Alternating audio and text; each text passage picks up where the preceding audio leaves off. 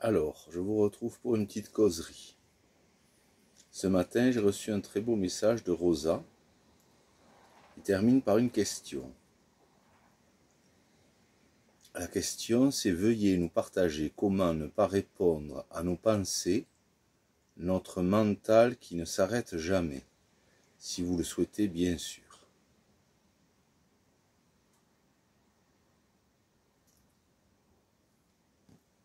Alors, cette causerie ne plaira pas à tout le monde, bien sûr. Il suffit de passer, de ne pas l'écouter. Et pour celles et ceux qui veulent passer ce moment avec moi, je vais essayer de répondre le plus simplement possible à cette belle question, parce que dans le mode de vie intérieur comme extérieur que je vous partage, cette question, elle me renvoie justement à des moments où moi aussi je souhaitais ne pas répondre, ne pas interagir, ne pas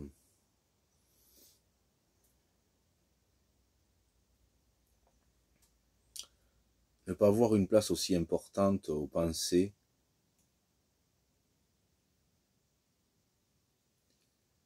On va voir ce qui va m'être donné de partager avec vous.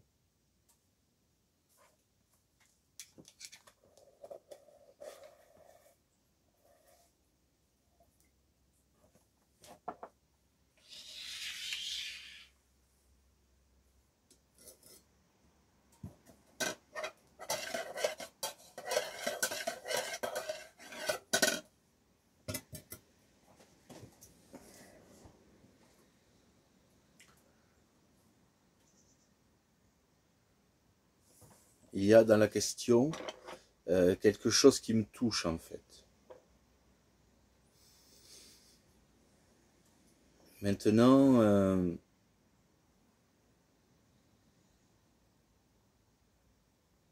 le point qui est délicat pour moi, c'est de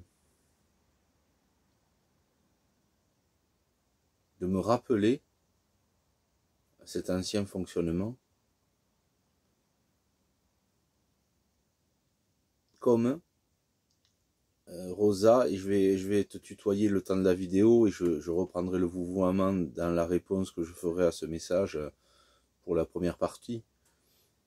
Comme lorsque tu me dis avoir regardé la vidéo depuis le métro parisien,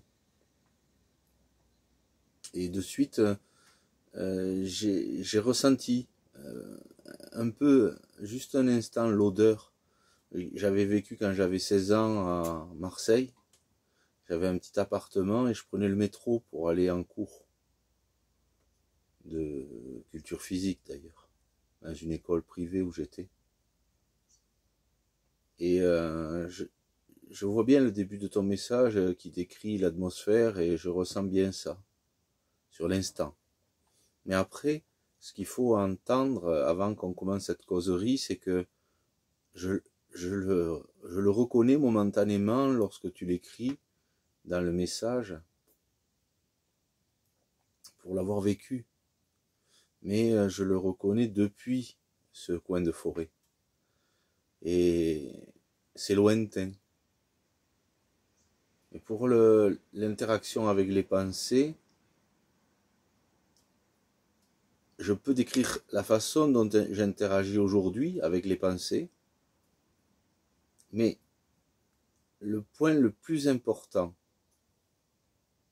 dans ce questionnement, comment arrêter, je vais reprendre la question, comment arrêter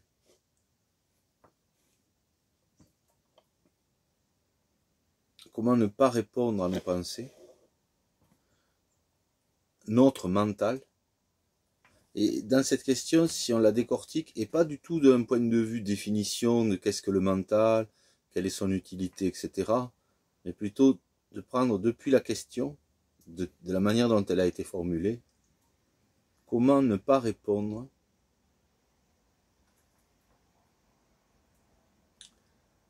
à nos pensées, notre mental, qui ne s'arrête jamais. Et en essayant de faire un accès rapide à la réponse, pour court-circuiter tout ce qui serait des mots, qui se rajouteraient sur des mots, il y a, dans ces cas-là, Rosa, il y a, et je parle à tout le monde bien sûr, il y a une forme de reconnaissance d'un état de pensée et la présence mentale, qui est utile. Le mental, il est essentiel à notre adaptation à cette vie humaine. C'est une forme consciente, qui sera une intelligence, une capacité d'adaptation, etc. Une forme inconsciente, qui sera plus émotionnelle, qui sera plus ressentie. Et depuis là où on parle, c'est grâce au mental aujourd'hui qu'on peut communiquer comme ça, que j'ai pu mémoriser des mots, etc. Il ne faut pas le diaboliser. C'est un outil formidable. Mais, il y a un mais, la difficulté, c'est l'identification. Parce que dans la question, ne pas répondre à nos pensées, à notre mental qui ne s'arrête jamais, il y a déjà un niveau d'observation.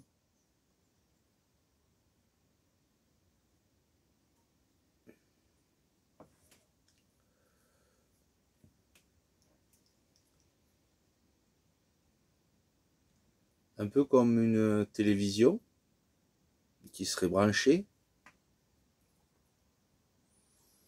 avec des chaînes qui au début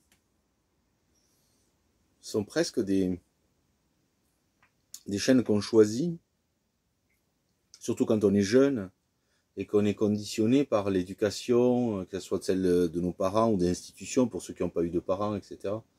Et on a une forme de refuge à l'intérieur de nous dans lequel on va commencer à se dissocier un petit peu de l'éducation parentale ou de l'éducation qu'on reçoit. On va commencer à nourrir des rêves, on va commencer à nourrir des idées, des pensées, des passions. Et elles nous aident momentanément à ne pas subir le conditionnement que l'on reçoit dans la scolarité, dans l'éducation, etc. Tu vois. Mais, là aussi il y a un mais, ce dialogue intérieur qu'on entreprend, il va faire l'effet un petit peu, tu sais, d'un aimant. C'est-à-dire que au fur et à mesure des expériences que l'on va faire, des déceptions, des traumatismes, des chocs, quand on va assister à des scènes, par exemple, qui sont perverses, etc., tu vois, il y a quelque chose qui devient nous. Ce jeu. Moi, d'ailleurs, souvent les phrases commencent comme ça. Moi, je trouve que. Et ce moi qui se construit et qui nous permet de nous définir, j'aime plutôt la nature, j'aime les animaux, je voudrais manger végétal, ce que je vous décris de mon parcours, voire même une partie plutôt superficielle quand je vous décris ce que je fais à l'extérieur, etc. Cette description, elle montre qu'il y a une forme d'entité qui se crée comme un agrégat de pensée qui se solidifie et qui devient le penseur. Ce moi, c'est très personnel. Par exemple, quelqu'un va te dire oui, non, mais c'est vrai que la politique, quand même, il faudrait voter, etc. Et tu vas dire moi, je crois que si c'est pour élire tatati tatata, tu vois, il y a une position. Et alors, cette position, si tu veux, tant qu'elle est dans le sens d'un fonctionnement plutôt satisfaisant, elle n'est pas remise en question. Par contre, pour certains d'entre nous, eh bien, il va y avoir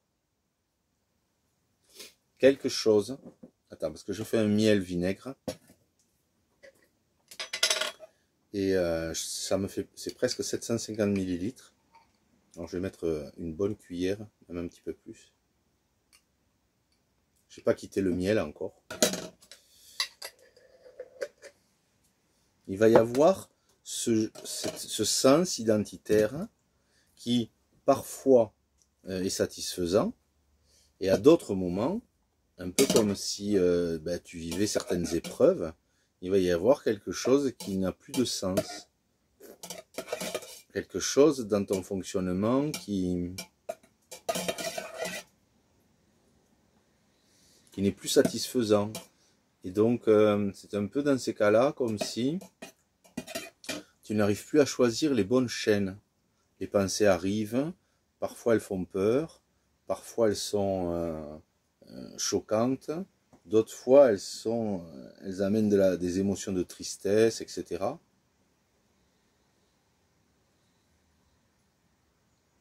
Et on voudrait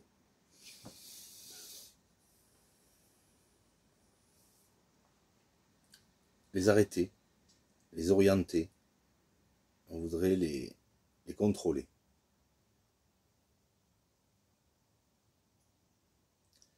Et quand on essaye de ne pas répondre à ces pensées,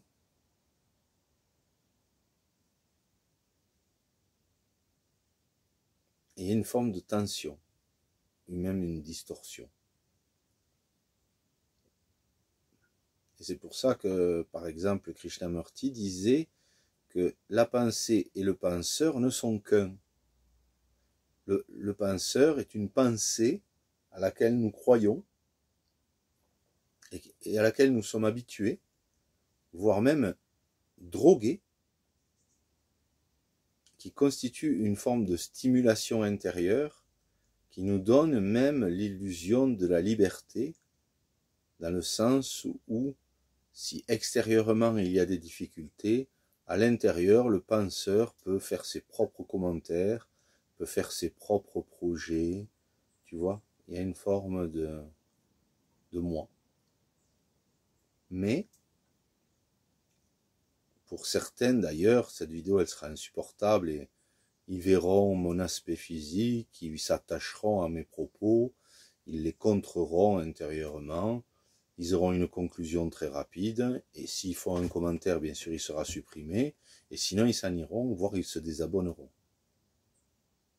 Pour une simple raison, c'est que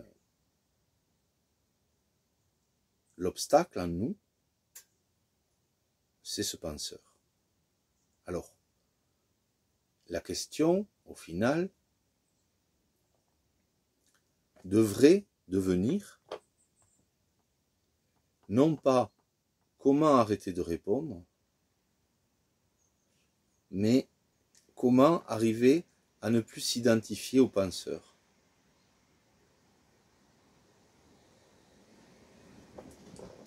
Et à la fois, c'est simple, c'est même naturel, très simple, tellement simple que la façon dont le mental humain l'aborde lui fait passer à côté. Pour le pointer, il faudrait, je dis bien, puisque ce dont on va parler, par exemple, c'est que lorsque tu regardes la télé et choisis les chaînes, corporellement je pense, je parle, le mental est focalisé sur l'émission qu'il va regarder. Et momentanément, il n'emmène pas de division. Il est investi dans l'instant virtuel auquel parfois il s'identifie au personnage. C'est pour ça que tu vas pleurer. Dans la petite maison de la prairie, par exemple, s'il arrive quelque chose de très dur, il y a des moments où les larmes peuvent venir. Pour d'autres, ça va être, ils ont besoin de regarder des choses qui font peur, des choses qui les captivent complètement. Et ça fait une focalisation momentanée, identique à l'achat compulsif, à la consommation d'alcool, à la sexualité irrépressible, à la passion pour les échecs, etc. C'est que d'un coup, il y a une focalisation, elle est momentanée ou à long terme. Tu vois, par exemple, quelqu'un va focaliser sur la discipline sportive, pendant des années, il va être champion, pour l'avoir vécu, pendant 10 ans, j'ai expérimenté mon intériorité, mais je focalisais sur le fait d'être un jour champion. Alors il y a quelque chose, c'est pour ça qu'on peut recommencer avec l'autonomie, on peut recommencer avec la vie naturelle, on peut recommencer avec des expéditions, on peut recommencer à s'évader. Parce que finalement, le mental ne supporte pas l'instant présent dans lequel il court le risque de perdre son pouvoir. Il y a toujours un moment suivant qui va susciter de l'intérêt, un autre projet, et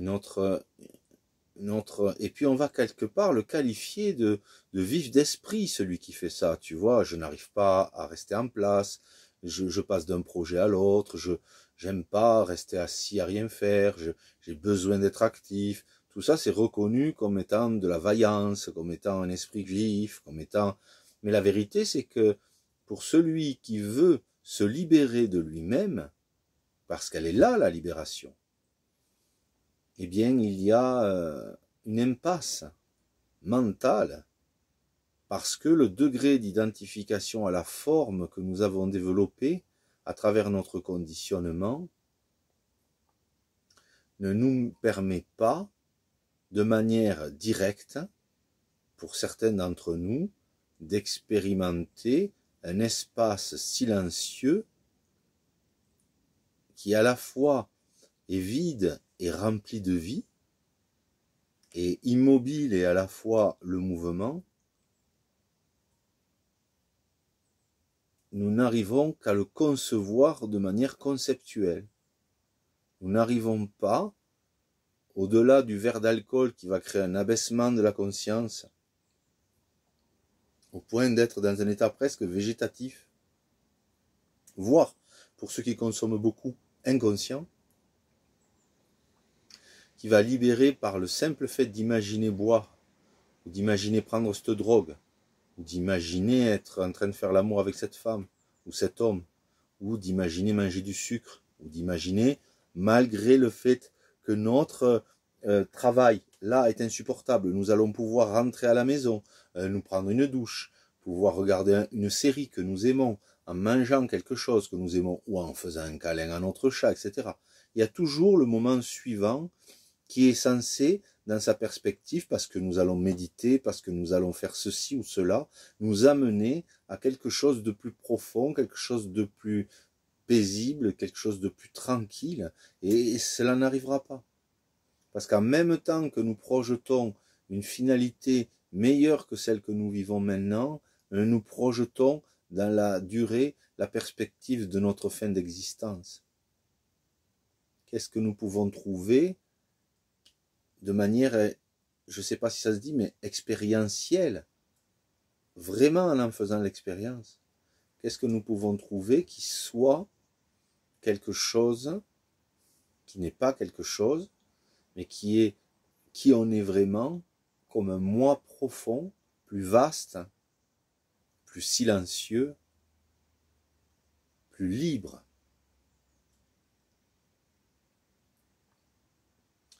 Quand on le regarde depuis cet espace, on ne voit dans les interactions humaines que ce que les gens ne sont pas. On ne voit que la manifestation physique d'une intériorité qui est identifiée. Dès que quelqu'un va dire moi je, d'une manière très engagée, très convaincue, oui mais il n'y a pas que ça, il faudrait faire ça, attention de ne pas trop simplifier, oui mais dans... On voit vraiment cette position mentale qui se défend et qui veut convaincre et qui veut se renforcer en se différenciant des autres pour manifester son existence. Et alors on ne peut pas. Sur ce plan-là, je vous l'ai dit déjà, c'est comme une possession. Nous sommes possédés par l'identification mentale que nous avons à la forme, au corps, à notre corps mental, la projection, les images que nous avons de nous-mêmes, la façon dont nous interagissons, le cumul des expériences, la complicité que nous avons avec certaines pensées qui nous amènent une forme de suavité, de sensualité, d'excitation. Nous vivons avec par exemple la quête de l'aliment, alors qu'une fois qu'on l'a mangé, on aura l'inconfort digestif, avec la quête d'une rencontre, et quand on l'aura consommé, on aura quelque chose de moins fort qu'au moment où on l'a désiré, l'achat d'une voiture, etc. Alors, là, en soi, ne pas répondre à une pensée, c'est simple. Mais ce qui est plus compliqué, c'est de ne pas répondre au penseur qui dit « j'en ai marre de ces pensées ». Le plus compliqué, c'est de ne pas s'identifier à ce qui en nous dit « je ne suis pas le mental, je ne suis pas ces pensées, je ne suis pas cet agrégat de conditionné ». Parce que au moment où vous vous dites ça, vous êtes déjà happé par une version plus subtile de votre mental qui récupère votre attention en vous faisant croire, par le discours détourné que vous avez entendu, appris, validé, voire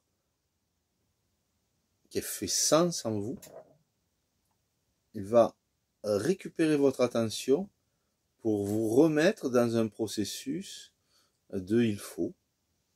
Écoute-les, regarde-les, qui est l'espace silencieux. Vous allez réécouter une vidéo qui éventuellement vous a permis de prendre conscience de ça. Mais ce qu'il vous faut savoir, c'est que au moment où la partie la plus identifiée, celle avec laquelle vous êtes le plus proche, le plus intime, le plus ami, qui ne vous a jamais trahi, va dire « mais écoute les pensées, observe-les, tu es plus le témoin silencieux, etc. » Ce qu'il vous faut savoir, c'est que même cette parole qui vous semble être vous-même, qui va venir en disant « n'écoute pas tes pensées, tu es la conscience, etc. » elle-même, elle apparaît à l'intérieur de qui vous êtes.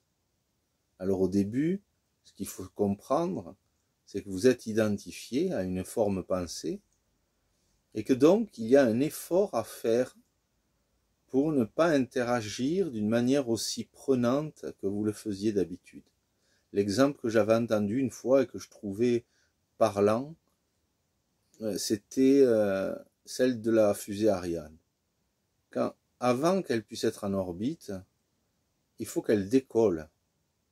Et si vous l'imaginez comme étant l'espace étant la conscience pure de qui vous êtes, et l'attraction terrestre qui vous maintient par la pesanteur ici sur cette planète, quand la fusée doit décoller, regardez l'énergie, la puissance qu'elle doit déployer pour pouvoir monter plusieurs kilomètres avant d'atteindre l'espace. Elle demande une forte énergie, une forte puissance. Elle demande quelque chose qui est énorme comme effort. Et à force de persister dans cette tension qui l'amène à pointer l'espace, eh bien, c'est fini. Elle est en apesanteur, elle peut lâcher son moteur. Et l'effort n'est plus du tout quelque chose alors, comment dire, de nécessaire. C'est même, il n'y a même pas, il n'y a même plus d'effort. L'effort s'éteint, le moteur retombe. Elle n'a plus besoin de moteur. Et donc, qu'est-ce qui va se passer à ce moment-là? C'est que vous allez pouvoir voir la Terre avec l'ensemble des êtres humains qui sont pourtant là et qui sont très engagés dans leur moment existentiel. Tu sais, ils vont énormément se défendre pour pas perdre la femme qu'ils aiment, alors que quelques décennies plus tard, ils seront en maison de retraite, qu'elle sera décédée ou qu'elle l'aura quitté depuis bien longtemps, et ils seront toujours avec la capacité de pouvoir vivre une expérience plus vaste, mais ils pourront être aussi tout le temps bloqués encore dans leur tête à recoconner le passé, tu vois, et à faire chier leurs petits-enfants qui vont aller les voir en leur disant « Oui, mais tu sais, moi, dans mon parcours, quand j'ai rencontré ta grand-mère, etc. » Et on recoconne ce qu'on en a vécu avec la nostalgie d'un corps qui a vieilli et qu'on ne puisse plus vivre les expériences qu'on pouvait vivre avant, tu sais, quand il était encore fonctionnel. On reproche aux dysfonctionnels de ne plus nous permettre de continuer éternellement à vivre une expérience superficielle. Alors, si tu le regardes d'un point de vue plus proche, c'est-à-dire que par exemple, quand tu vas partir d'un parking, où là tu entends un couple qui est en train de se disputer et qui les enfants pleurent, tu vois. C'est une grosse dispute, hein, et tu es choqué. Puis d'un coup tu commences à marcher. Puis finalement tu montes en serpentant et tu arrives à un surplomb qui est à plus de 200 mètres au-dessus d'eux. Et ils continuent en bas à se disputer. Tu sais qu'ils se disputent, parce que tu l'as vu au moment du départ. Mais au final, tu n'entends plus les sons. Et à des moments, tu te demandes même s'ils continuent encore à se disputer, tu vois juste leurs mouvements, etc. Tu vois.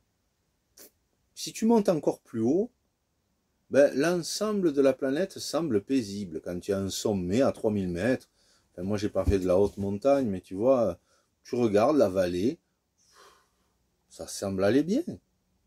Pourtant, il y a des gens qui s'entretuent, pourtant il y a des gens qui hurlent, pourtant il y a des gens qui s'alcoolisent, pourtant il y a des gens qui tabassent leurs femmes, leurs enfants.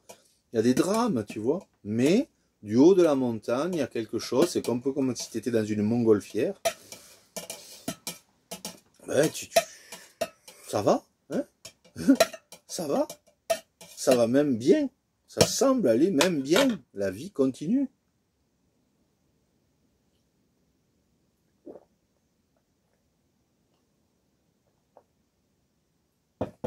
Tu comprends bien que c'est très délicat cette question, parce qu'en fait, la plupart des gens vont la recevoir mentalement, sans aucune intention, si tu veux, de rejoindre l'espace qu'ils sont.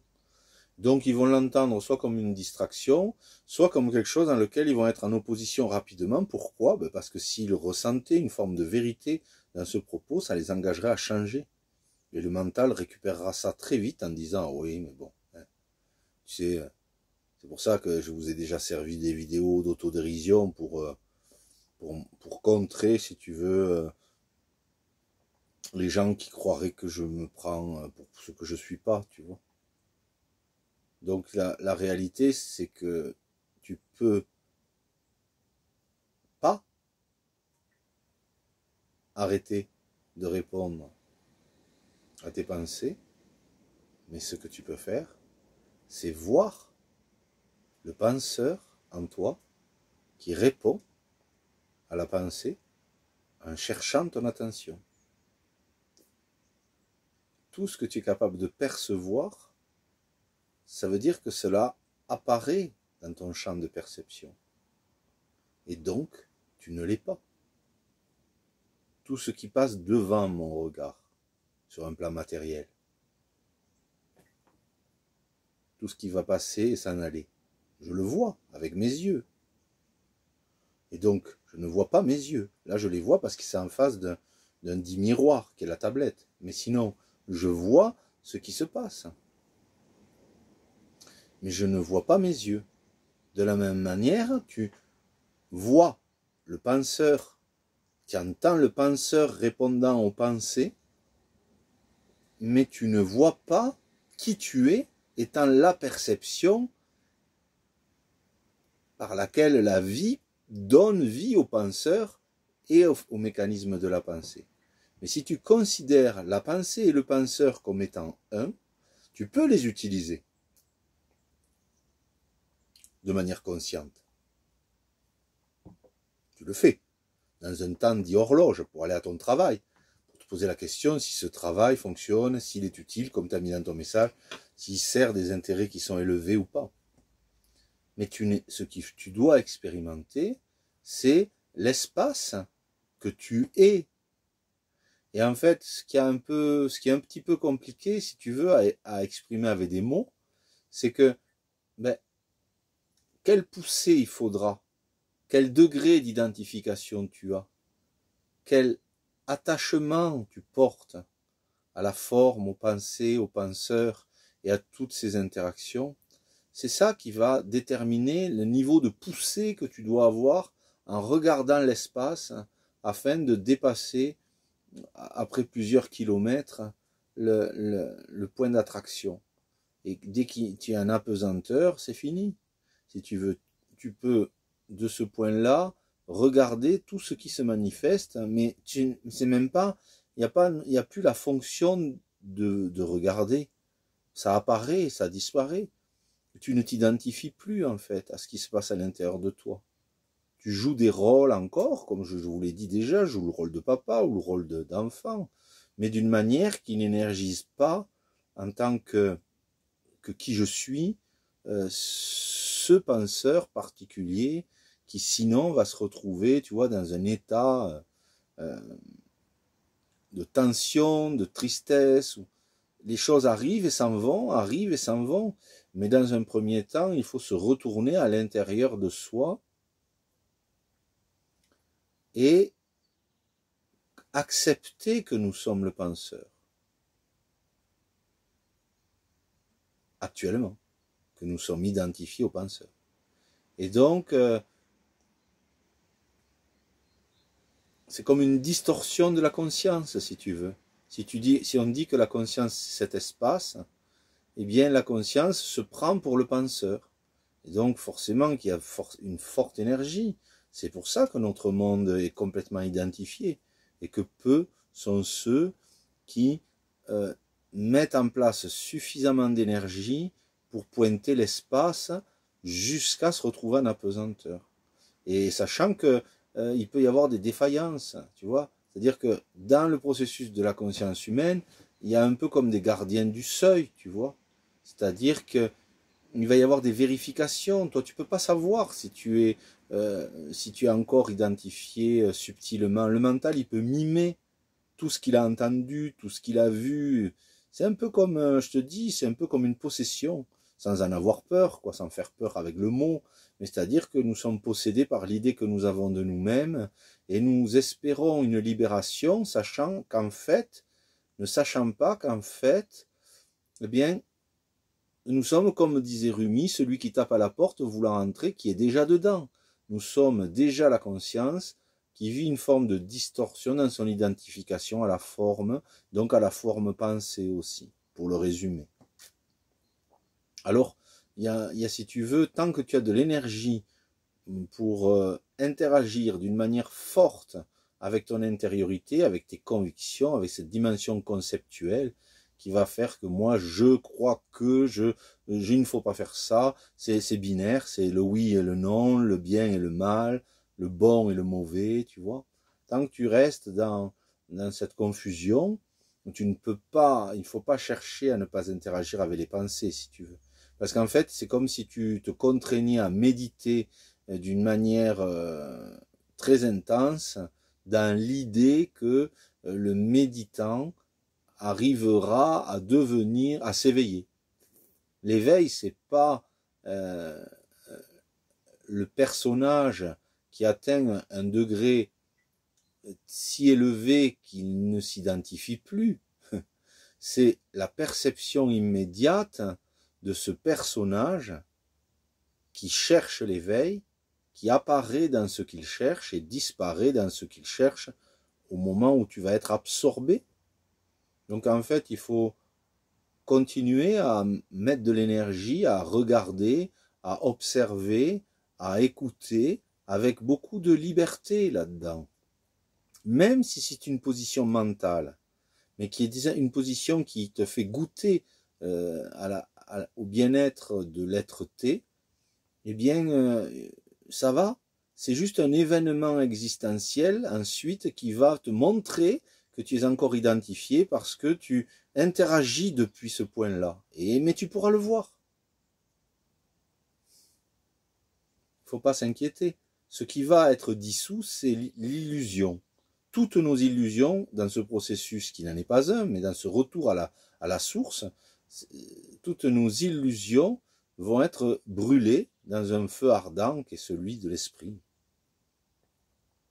On peut dire ces mots-là, mais c'est comme si dans ton esprit tu allumais un feu et que tu demandais à la vie que toutes les illusions soient brûlées. Et alors, dans ces cas-là, ton travail à Paris, ton métro, avec tous les gens qui sont autour et le sens que tu peux y donner, n'est pas un obstacle, au contraire. Il est le conditionnement qui te permet aujourd'hui de percevoir une forme de dysfonctionnement extérieur dans notre monde. Et intérieurement, tu as déjà une perception profonde pour voir que tu ne veux plus interagir avec tes pensées, mais ce qui ne veut plus interagir avec tes pensées, c'est le penseur. Tu vois ? Parce que la conscience, elle voit le penseur, son interaction avec la pensée, le côté résiduel, répétitif, voire pathologique de la pensée conceptuelle, et si tu veux, il n'y a il n'y a rien, il n'y a pas de mouvement de ce point-là. Enfin, tu vois, tu le vois. Alors, tout apparaît et disparaît. Donc, au bout d'un moment, ce sens de toi, qui est parfois socialement défendu, tu défends ta position, tu défends aussi, tes amis pourront te définir, etc. C'est pour ça que c'est un peu complexe au début, quand ça se déstructure, parce que même ta famille ne te reconnaît pas, même tes amis ne te reconnaissent pas, la plupart s'en vont. On pourrait te traiter de fou dans ce processus, forcément, de la même manière que certains le feront alors que je dévoile mon intériorité là, sur les réseaux. Mais que m'importe, tu vois, si comme ton message ce matin, une question aussi profonde peut émerger, alors je suis comme cette maman africaine où on peut me prêter tous les rôles, si tu veux, et si les gens ont de l'énergie mentalement à perdre, à m'identifier, à m'étiqueter, c'est qu'ils sont complètement identifiés. Moi, je m'adresse à ceux qui n'ont plus rien, tu vois, qui n'ont plus l'énergie de continuer à avancer d'une manière qui serait superficielle. Donc, plus t'es fort, plus t'es dur, intérieurement, mentalement fort, et plus c'est complexe à retourner, mais ça peut être radical. C'est quelqu'un qui est sportif, pour l'avoir été, vécu, même qui a fréquenté certains sports à un certain niveau, tout ce que tu as renforcé peut être retourné en un instant, tu vois. Un peu comme un mec qui est alcoolique, et puis d'un coup il va être abstinent, alors que d'autres, ils sont pas alcooliques, mais ils n'arriveront pas à arrêter l'alcool, tu vois. Parce que la plupart du temps, on vit en tant que faux cul. C'est-à-dire qu'on a le cul entre deux chaises. On se tient à carreau pour pas avoir trop de merde, parce qu'on a compris parfois, certains d'entre nous, qu'il y a une interaction entre ce qu'on fait et ce qu'on reçoit, mais on veut pas complètement lâcher ce sens identitaire. C'est pour ça que Nisargadatta disait je laisse mon corps poursuivre sa destinée, je demeure tel que je suis. Dans le corps, il n'incluait pas que le corps physique, mais l'identification aussi à la forme, le penseur, la pensée, etc. Quand on partage comme ça, j'ai pas préparé des notes, il y a la question qui arrive et la réponse arrive. Et cette réponse, quand elle arrive dans le champ de ma perception, le risque que je peux juste avoir, c'est de la déformer avec une idée particulière. Mais sinon, elle arrive, la réponse. Il n'y a personne qui pense qu'est-ce que je dois dire, qu'il apprend par cœur ou quoi, tu comprends? La question arrive, la réponse arrive. Mais rien ne m'arrive. Sur un plan mental. C'est le mental qui sert l'être dans ces cas-là. Le danger, c'est l'identification au mental au détriment de l'être. Nous sommes trop conditionnés à interagir avec la forme. D'abord, nous sommes complètement identifiés à la forme. C'est pour ça que la chirurgie esthétique existe. C'est pour ça que le mensonge existe aussi, parce que nous avons... Tu vois, des fois, tu vas avoir, par exemple, tu vas être à ton travail, tu vas avoir plein le cul de ton patron, tu vas avoir qu'une envie, c'est de manger un hamburger en regardant une série télévisée, en pyjama, et là, tu vas larguer un gros pet, alors que tu es une femme plutôt distinguée en blazer ou quoi. Tu vois, je parle pas qu'à toi, Rosa, hein, je parle comme ça, tu vois. Et là, tu largues un gros pet, tu rotes après avoir bu ta bière, peut-être, tu vois. Mais ça, tu n'auras pas le même conduite si d'un coup, tu es en face de quelqu'un qui te plaît et que tu aimerais avoir une relation avec lui. Tu vois, tu vas dire oui, bonjour. Ah oui, ça me fait plaisir qu'on partage ensemble et tout. Il y a tout un rôle qui se met en branle. Mais c'est aussi un rôle quand tu es en pyjama. Et c'est aussi un rôle quand tu es avec ton ami et où vous déconnez sur les mecs. Et c'est aussi un rôle quand tu es en face de ton patron. Mais c'est aussi un rôle quand tu interagis avec tes pensées. Il n'y a pas de mal à ça. Mais on n'est pas des acteurs. D'ailleurs, regarde, on paye très cher les acteurs pour jouer le rôle qui nous distrait au cinéma. Alors que nous avons déjà un cinéma intérieur, si tu veux, que nous pouvons regarder comme étant vraiment un vrai jeu de rôle et d'acteur, tu vois, au tel point que nous n'arrivons même plus à faire la différence entre ce que nous sommes en vérité et l'illusion qui se perpétue d'année en année et qui maintient l'énergie de la conscience dans une fausse identification à la forme qui amène tant de souffrance. Alors, comment? Mais dans un premier temps, il faut accepter que tout ce qui se manifeste, tu ne l'es pas. Il y a un rôle qui va continuer à se jouer entre les mains du vivant, et ce rôle-là, il n'est pas qui tu es. Et ensuite, c'est pour ça que le maître de Nisargadatta l'invitait à se retourner vers le je suis. Donc il y a un retournement au début, on va dire, mais c'est différent pour chacun. Moi, je sais que, par exemple, il y a une quinzaine d'années, on m'avait posé la question, comment tu sais la dimension de l'être et la dimension mentale? Eh bien, j'avais répondu, si tu avais été conditionné à parler allemand, tu penserais en allemand. Donc, tout ce qui va arriver sous la forme d'un dialogue intérieur parlé, ben, c'est involontaire, c'est un mécanisme que nous voulons contrôler, mais nous ne le contrôlons absolument pas. Donc tu n'interagis plus trop. Par exemple, tu vas aller sous la douche, tu vas avoir une discussion avec quelqu'un qui t'a plu dans le métro, tu dis ah mais j'aimerais bien revoir cette personne et tout. Oh, puis d'un coup, tu vas te rappeler la discussion qu'on vient d'avoir maintenant, tu vas dire ah oui mais non mais je ne suis pas le penseur, ni la pensée, je dois juste observer. Et ça aussi c'est une pensée. Mais elle est un petit peu plus vigilante, tu vois. Elle regarde d'un petit peu plus haut. Mais attention de ne pas de nouveau t'identifier aux penseurs qui viennent de dire oui mais je dois observer tout ça, je ne suis pas le penseur. C'est aussi une pensée. C'est pour ça que ce mécanisme, il faut y aller doucement. C'est pour ça que dans des satsangs qui sont tenus, il y a des crises, des cellules de crise psychologique pour des personnes qui vont dévisser. Il ne faut pas que ça devienne quelque chose qui soit trop intellectualisé. C'est pour ça que par exemple, ce que j'apprécie pas, c'est quand quelqu'un qui vit une certaine dimension explique tout ce qui se passe sur cette planète depuis cette dimension, tu vois. Genre, voilà pourquoi nous sommes incarnés, voici, patata. Pour moi, il faut pas trop se prendre à ça. Il faut plutôt trouver un outil. C'est un peu, tu sais, comme tous ceux qui vont se masturber l'esprit pour, oui, ça c'est de l'autonomie, ça c'est de la survie, ça c'est pas de la survie, il faudrait faire ça, il faut, ah oui, on peut manger de la viande, non, on peut pas manger de la viande. C'est pareil au niveau de la spiritualité, tu vois, ah oui, non, ça c'est l'ego, ça c'est pas l'ego. En fait, tout ce qui se passe à l'intérieur de toi, ben, ça apparaît en toi. Trouve le point qui ne change pas au cœur du changement, et pour le trouver, si tu veux, il faut paradoxalement, dans un premier temps, se mettre en recherche. Une partie mentale, c'est-à-dire ce personnage qui avant était peut-être comme pour moi, culturiste. Après, il est devenu plutôt spirituel, avec des prières, des rituels. Je méditais 30 minutes le matin, 30 minutes le soir, tu vois, pendant des années. Après, j'ai été un petit peu plus dans la non-dualité. Tu vois ce que je veux dire? Il y a un chercheur qui, et puis au bout d'un moment,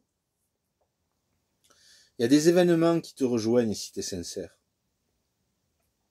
Plus ou moins durs, qui vont casser, effriter, craqueler ce moi-je. Et puis, d'un coup, tu vas te retrouver dans un événement où avant, tu serais monté dans les tours, et là, tu vas te prendre un fou rire. Puis après, tu vas avoir...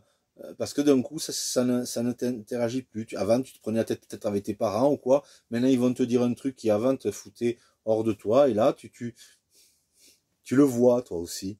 Tu sais qu'ils ont raison quelque part, tu vois. Mais tu séjournes pas.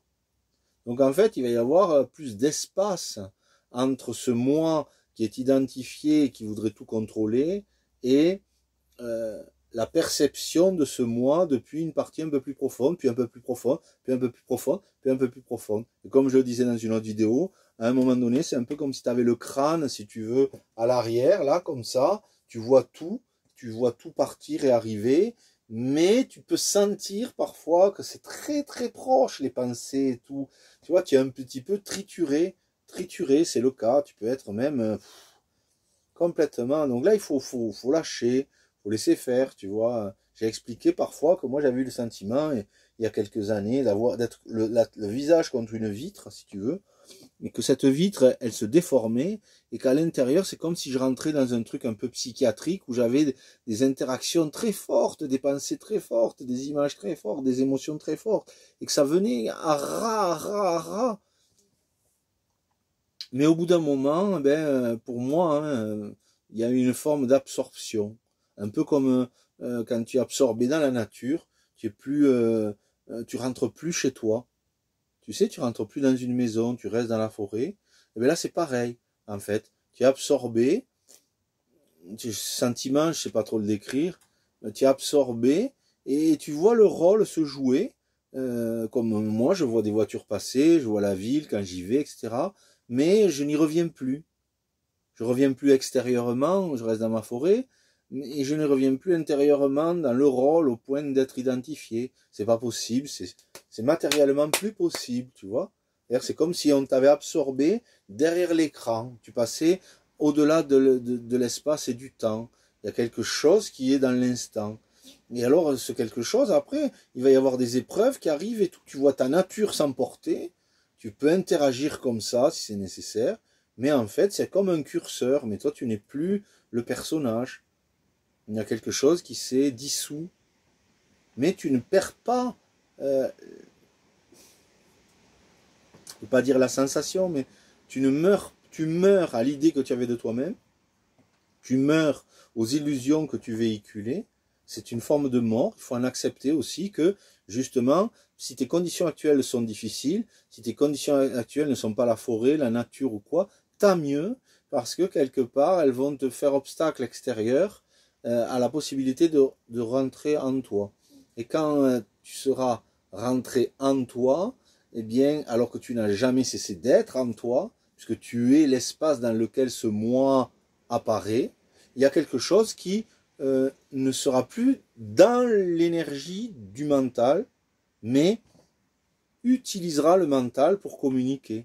Tu ne seras pas identifié à ce petit moi, tu seras toujours ce petit moi, mais tu auras une expérience, entre guillemets, si on peut dire, qui n'en est pas vraiment une, d'un éternel présent, dans lequel se jouent des choses dont aujourd'hui tu ne peux plus dire si c'est toi, si c'est la vie qui l'a fait, si c'est des erreurs de ta part, tout ça, tu peux parler. C'est pour ça que j'ai parlé de choses, je vous ai dévoilé des choses sur la chaîne, de mon parcours, pour vous montrer non pas que j'avais eu un parcours extraordinaire, patati patata, loin de là, j'ai déjà dit que c'était plutôt des échecs, mais pour vous montrer que je n'ai pas un attachement. Après, bien sûr que je vais pas non plus, j'ai pas besoin de rentrer dans les détails de choses qui pourraient être impactantes pour mon fils ou quoi. Voilà, ça peut être plus que ce que je vous ai dit, hein, mais je vous ai quand même donné des vérités pour vous montrer que bon, voilà, c'est pour ça que j'ai caricaturé beaucoup au début, qu'aujourd'hui, je suis pas caricatureur, je suis pas humoriste, tu vois. Ces personnages, ils viennent plus. J'ai rangé les perruques dans un sac, tu vois. C'est comme ça, peut-être ça reviendra un moment pour marquer un événement. Mais bon, la base, la réalité, c'est que le quotidien, il n'a pas besoin d'être dans une forme de rigolade ou dans le plaisir. Il y a la joie, tu vois, qui est là. Et un espace qui se crée. Alors, ce que je veux dire, c'est que si tu acceptes l'idée de ne pas être la forme conditionnée, qu'elle soit mentale ou physique, et que tu commences à regarder tout ça d'une manière neutre, comme un témoin neutre, au début, tu le regardes, c'est une fonction. Mais aie confiance, à un moment, tu seras absorbé. Je ne sais pas, il y a un événement qui va se produire. Tu pourras le décrire ou pas, moi. Je peux pas, je peux dire que c'est des événements difficiles qui m'ont permis de sentir que j'étais au cœur d'une très profonde épreuve à laquelle mon humanité n'aurait pas survécu, je pense, sinon, et que j'arrivais à voir à la fois intérieurement ce tourment, en même temps que je m'y identifiais pas. Tu vois? Et là, tu peux dire que c'est vérifié, parce que c'est une lourde épreuve. Mais c'est pas nécessaire vraiment de le vérifier. Ce qui est important, c'est de ne pas avoir l'idée ou l'illusion que tu as réussi. C'est pas important de savoir si tu t'es éveillé ou pas. L'important, c'est de sentir la liberté, l'espace qui se crée, la force des interactions. Parce que crois-moi que dès que tu t'identifies plus à la forme et que tu observes tout ce qui monte et qui disparaît, il y a beaucoup de choses inconscientes qui montent, tu vois. Et tu vas être éprouvé. C'est pas grave. Il faut laisser... Tu sais, il y avait dans ces cas-là une phrase d'une sainte qui disait, à qui son père spirituel, je crois, il disait « Garde ton esprit en enfer, mais ne désespère pas ». On peut considérer l'enfer comme l'enfermement dans la matière. C'est un enchevêtrement mental qui fait qu'on s'identifie au cerveau. C'est pour ça qu'il va y avoir du fantasme qui va se créer, toujours plus grand ou autre, et que certains même vont avoir le plaisir de tuer, d'autres ça va être de violer, etc. Parce que d'un coup, c'est quelque chose de très puissant, cette énergie mentale, et elle peut très rapidement vriller. Et quand nous sommes soi-disant équilibrés, c'est pire, tu vois. Parce que quand tu es déséquilibré, au niveau de la société, tu es montré du doigt comme l'étant, et tu peux, quelque part, comme ça, casser le moule. Mais quand tu es dit équilibré, et que tu tiens une fonction élevée, avec une certaine notoriété ou quoi, alors là, dans ces cas-là, ça peut être pire, parce que la vie cachée peut être ton seul espace de liberté, et alors le mental caché, on va dire, tu vois, la partie un peu plus sombre, alors là, elle peut aller vers des exactions terribles. On le voit d'ailleurs, dans certains faits divers. Donc, il faut être confiant, c'est un acte d'amour. Il faut savoir au début de ce cheminement qu'en fait nous le sommes déjà, donc nous n'avons rien à atteindre, nous avons juste à laisser se dissoudre ce que nous ne sommes pas. C'est un acte d'amour, et c'est par l'amour intérieur que nous allons le vivre. Je regarde en même temps l'heure parce que 1 heure après, ça me bloque ma tablette et puis ça me mange du forfait pour la mise en ligne. C'est pour ça que quelqu'un m'a dit mais pourquoi tu regardes l'heure? Là ça fait 53 minutes, c'est beaucoup. Je sais très bien que les mots sont imparfaits, je sais très bien que c'est un sujet très particulier, mais je sais aussi que la grâce peut passer à travers la fragilité de mes mots pour venir toucher le cœur de certains d'entre vous, et que j'ose donc faire tout ça, même si voilà, ça fait un petit peu barré.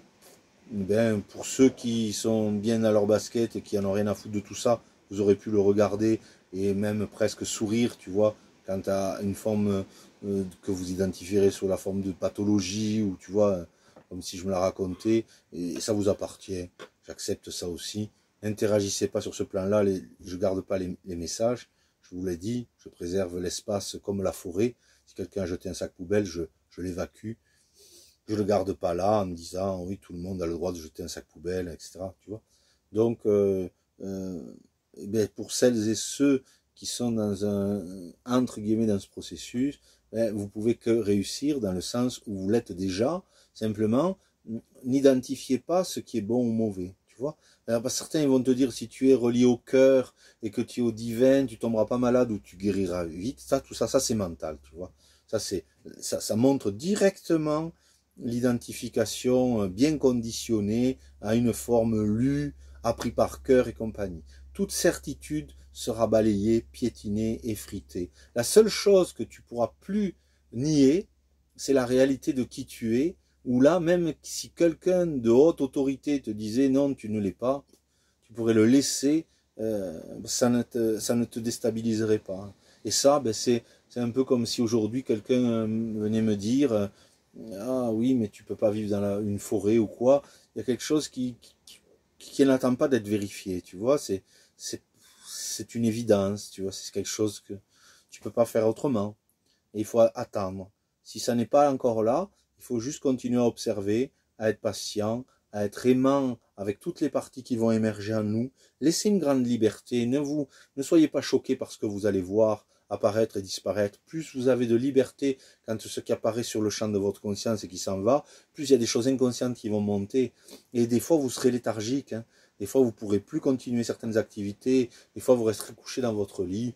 Des fois, vous serez plus productif. Ça va vous prendre énormément d'énergie. Après, vous aurez de nouveau de l'énergie. Laissez faire le processus. Il est plus important que tout.